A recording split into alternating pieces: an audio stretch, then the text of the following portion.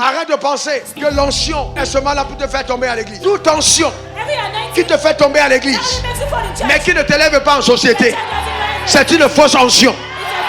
L'onction doit t'élever en société. L'onction doit te révéler.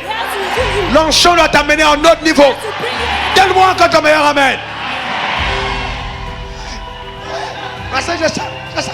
Parce que je sens. Non. Beaucoup de fois, ce n'est pas l'onction, c'est l'émotion. Quand on dit, je te vois voyager, amen.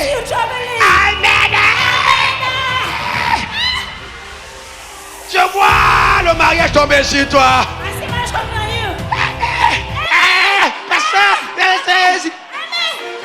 Les gens de ton village se sont mariés sans onction. Ils se sont mariés sans onction. Ah, sans onction. Ils ont créé des sociétés sans onction.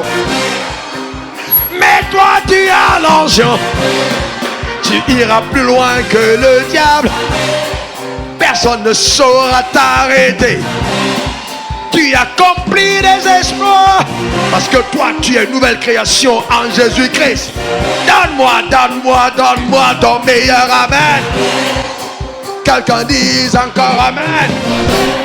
L'heure est arrivée où Dieu veut utiliser des hommes et des femmes pour des exploits. Que ta mentalité s'étire. Que ta mentalité s'étire.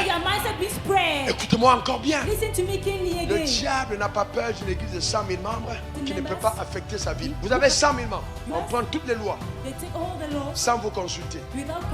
On prend toutes les décisions sans vous consulter. En fait, le diable enverra même les fidèles dans votre église.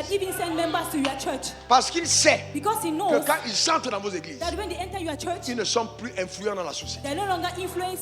Donc nos églises deviennent des arches pour empêcher aux hommes de pouvoir impacter leur société. Ils sont cachés dans l'arche. Ils chantent. Ils chantent. Ils dansent. Ils sont nombreux. Ils sont contents. Mais en dehors de l'église, ils ne font rien. Ça, ce n'est pas le plan de Dieu. Ce n'est pas le plan de Dieu. Ton impact doit impacter la société. Il y a des choses que Joseph d'Arimathie peut faire que Pierre ne peut pas faire. Pour demander le corps de Jésus, demander le corps de Jésus, c'est une autre onction. C'est pas seulement la prière. Il y a des dimensions d'accès que l'argent te donne. D'ailleurs, si ta belle famille est toujours fâchée contre toi, ce n'est pas sûr que tu es un mauvais mari. C'est parce que tu es pauvre.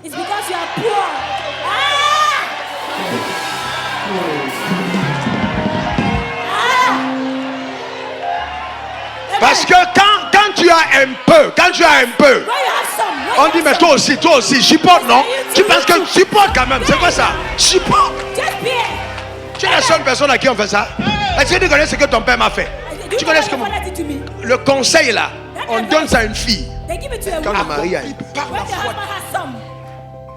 Faut pas être là, tu calcules une femme qui travaille et puis maintenant tu commences à dire Dieu m'a dit c'est ma femme. Aucune femme sur cette terre ne se soumet à un homme dont sa capacité financière dépasse celui de l'homme. C'est une soumission trafiquée. Ce n'est pas dans le cœur là, c'est pas ça. Parce qu'il y a des femmes qui épousent des hommes sous réserve. Elles épousent l'homme sous réserve. Le temps passe. Le temps passe. Elle vieillit déjà. Elle dit si je ne le prends pas, je vais faire comment? Mais dans son cœur là, c'est le roi qu'elle attend. Aucune femme ne veut épouser un esclave. Aucune femme. Aucune femme. Pasteur. Pasteur. Je vous pose une question. Depuis qu'on est pasteur, vous avez déjà une femme qui a dit Dieu m'a montré que l'homme là c'est mon mari. Et puis l'homme là est pauvre. C'est toujours des riches.